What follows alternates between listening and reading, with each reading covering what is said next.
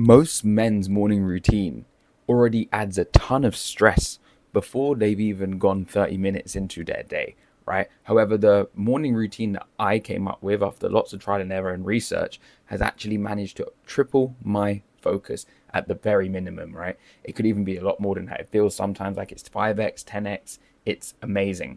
But the key is you have to be consistent and you have to keep going and just be willing to try these new things.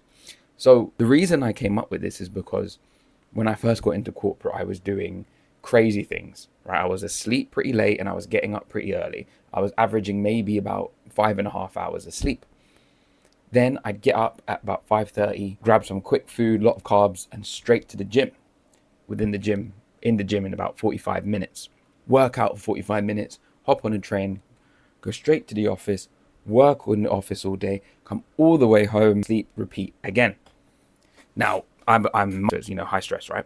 There's a lot of things going on, a lot of deadlines, and that on top of everything I was doing, I just felt like I wasn't productive. And if you feel the same, right, let me share with you the morning routine that allowed me to change this, right? So the first thing I do when I get up now that I didn't do before is there is no phone on waking up, right? I charge my phone on airplane mode. I leave it to the side, right? Overnight. I get up, I make my bed, I go to the bathroom, do everything I need to do, I get dressed, then I go have my morning coffee. This entire time I haven't checked my phone, haven't turned off airplane mode, as tempting as it may be, haven't checked any messages, anything.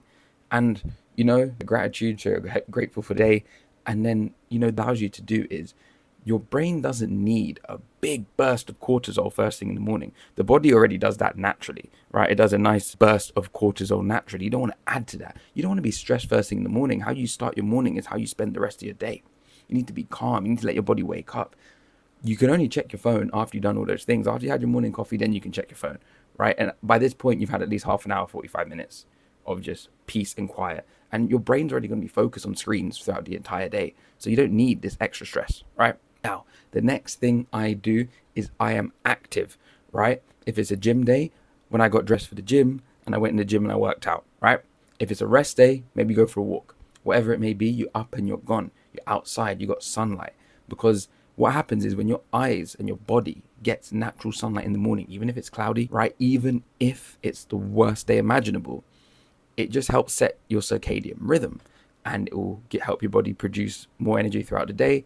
But also, and this key, it's going to allow you to slow your body. It's going to allow your body to produce more melatonin at the right time at night so you can go to bed on time and actually have a deep and proper sleep. If you spend all day indoors, it's not going to do that, right? Especially if the first thing you do is check your phone, it's going to stress you, like I said. So that is the same thing. So now what you've done, you've been without your phone for 45 minutes. You've had your coffee or whatever you have in the morning. You've done a workout or you've been active. You've got sunlight in your eyes. The final thing that makes this morning routine amazing is actually not something you do in the morning. It's what you do at night. It is the quality of sleep that you get. If you're able to go to sleep, there's a rule, right? It's what they say that because of circadian rhythm, every hour of sleep you have before midnight is worth 2 hours of sleep in terms of quality to your body. So if you can go to bed at 9, even if you're getting up at 4, before it hits midnight, you've already had 6 quality hours. Whereas if you went to bed at 12 and you got up at 9, right, you haven't had any of the double hours.